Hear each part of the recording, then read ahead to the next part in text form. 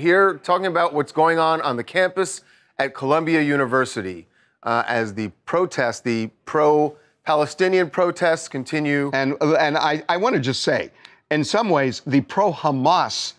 Yes, some of the things that are being said are very clearly pro-Hamas. And there are people calling for the president of the university to resign. On both sides, actually. Because on both nothing's sides. being done. Nothing's being done either way. So joining us now to talk about what Columbia does about the situation is someone who is a former Columbia professor, our good friend Marc Lamont Hill, joining us now to talk about the protests and what can be done. Marc, welcome back to TMZ Live. Hey, Marc. Good to see you guys. So, Marc, I know you have had a speaking engagement at Columbia that was scheduled for tomorrow. You've now canceled that. Why? I couldn't, in good conscience, give a lecture or a speech there and accept an award for racial justice while walking across a campus where students are being harassed, where students are being arrested, where students are being suspended. There's just too much going on there. And I don't believe that the university president, the university administration, and certainly not the police have acted in a way that reflects any kind of respect for the students or for free speech. So let me ask you something about that, Marc. And by the way, I want to preface it by saying I absolutely love you. and you know, that's not a good setup. No, I mean, everybody knows there is a but coming. But sure.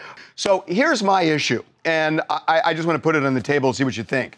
I'm all for free speech. And, you know, if people want to demonstrate free Palestine, I get it. If people want to talk about what the Israeli government is doing and protest that, I get it. When people start saying, I want 1,000 more October 7th, when they are not only pushing Hamas, but targeting Jewish students on campus and threatening them, students who pay tuition where the university has a responsibility, that's out of bounds for me. And free speech has its limits. That goes beyond the limit for me. What say you? We agree. One of the things we're criticizing Israel for right now, though, is collective punishment. You're mad at Hamas and you punish all the people. It's illegal. It's against international law. Similarly, if a few students, a handful of students are doing something inappropriate, they're doing something that goes beyond the boundaries of free speech, I agree.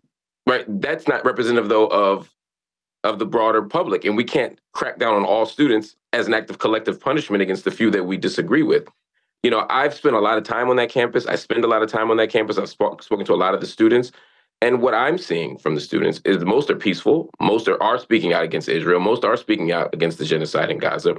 And, you know, I saw one or two clips of Jewish students being blocked from walking and stuff like that. That should never happen. And anyone who says they want to see another October 7th, that is despicable and deplorable. That also shouldn't happen. But I don't want to hold the entire campus accountable for the actions of a few people.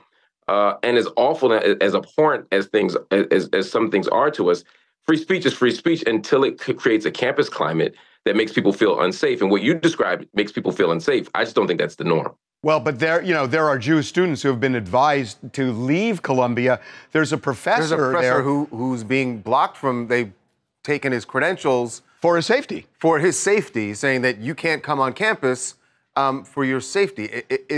I know you said you spent time there talking to the students.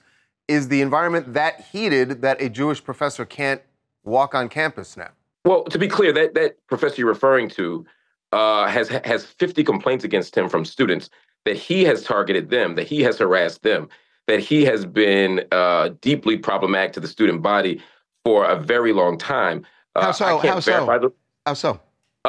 Again, it's anti-Arab comments, anti-Muslim comments, reporting students, surveilling students, making students feel unsafe. I mean, the Columbia students have a very deep and long record of complaints against this professor. There are 50 of them.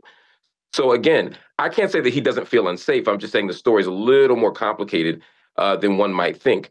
But no one should be made to feel unsafe on campus. You know, just yesterday they went virtual to calm down some of the violence or some of the tension. I hate that that's the case. College is about sociality. It's about connecting with people. It's about diversity. And I hate that this is happening. I don't doubt that there are Jewish students who feel unsafe. We need to do something about that. I don't doubt that anti-Semitism is on the rise. What do you do? I mean, anti-Semitism has exploded, and what should the president do? Well, the president's on the chopping block now too.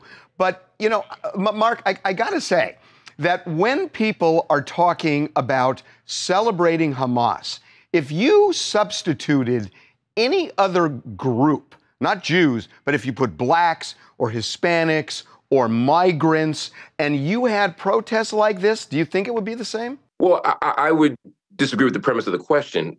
Again, I've been on the campus for those protests. In fact, I'm headed there in a few minutes to go to one. And the people there aren't celebrating Hamas. Your question presumes that the people there who are asking the questions and protesting are doing it in the service of Hamas. What they're doing it in the service of is ending the war. They're doing it in the service of stopping a genocide.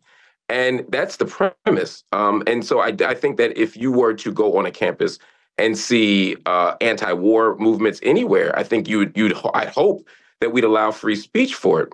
Now, I agree with you that sometimes people march for things and causes and people that we don't agree with. Lots of college campuses had MAGA hats. Lots of college campuses had white nationalist evangelicals. And I think they're anti-Semitic. I think they're racist. I don't want them on my campus, but they have a right to free speech until they cause harm or create a campus climate that threatens others.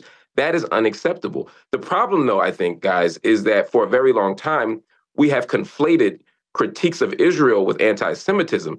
And we have to tease those two things out because there are some people who feel that any criticism of Israel is as such anti-Semitic. And so then they feel unsafe and they feel as if they are being threatened simply because but this has gone way beyond that. You know that. This has gone way beyond that. But not as the norm. Again, right. I'm saying it's not the norm. Again, we agree that there are some instances.